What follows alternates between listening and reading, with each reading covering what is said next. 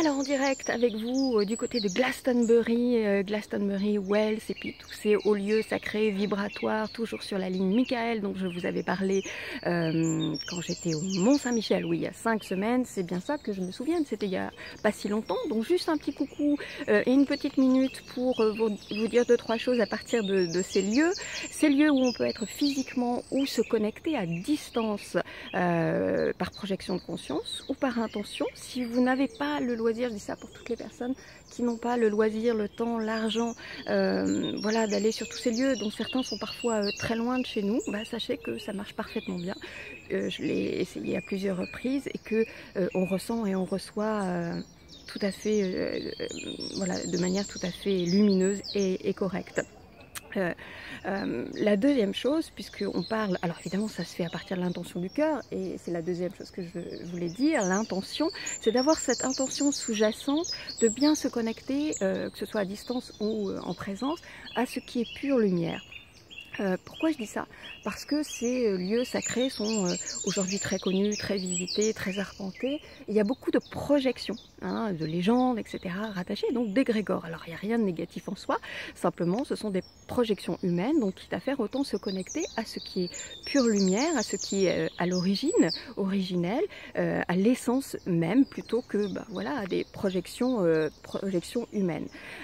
Donc l'intention sous-jacente, hein, il n'y a pas besoin d'en faire 15 tonnes, simplement avoir ça dans le cœur.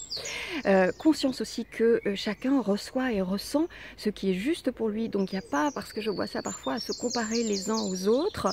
Voilà, chaque expérience est propre. Et il n'y a pas de jauge, hein, en vérité, c'est à partir de là où on est ce qui est juste et utile. Donc il n'y a rien à prédéfinir, surtout pas quand on fait ce type de démarche. Hein. Je crois que c'est Moji qui dit que la quête se fait à partir du mental et la découverte à partir du cœur, donc c'est parfaitement ça.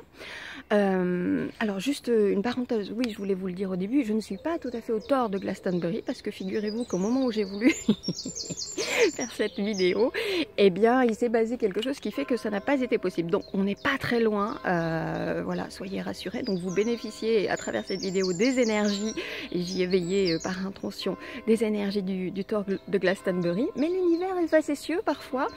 C'est d'ailleurs ce que j'étais en train de vous dire en disant de ne rien prédéfinir, parce que en vérité j'avais posé cette intention il y a de ça quelques temps de vivre du romanesque joyeux.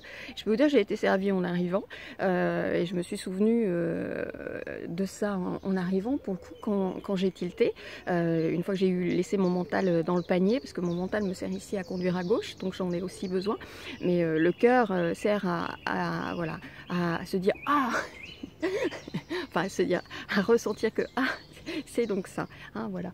Et puis aussi, pour terminer, que ce qui est essentiel est souvent à côté. Parfois, on a un objectif, et donc c'est, je viens de le dire, ne rien prédéfinir, mais parfois l'essentiel est à côté de là où on est. Donc c'est pour ça que c'est aussi important d'avoir les yeux et le cœur ouverts. L'univers est facétieux, et à côté de ces routes bien tracées, bien balisées, pensez à s'échapper.